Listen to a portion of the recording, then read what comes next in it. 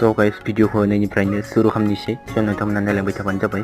नैबे जाहैबाय जोंनि गामिनि लामा ओमफ्राय नै बिथिं दाख्लै बार अखा दै फैनानै माने बिफां लाइफांफोरा बायजोबना दोङो।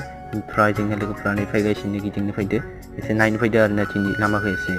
ओमफ्राय नै बोरमा ओमफ्राय सैमा माने ओमफ्राय बोरमा बिसोर माने सैमा माने बोरमाखौ नेबाय थादों आरो ना जों थानायखौ माने एसे ओरैनो इसोरो साइडआव थाफ्लादो बिराद सैथान ना इसोरबो।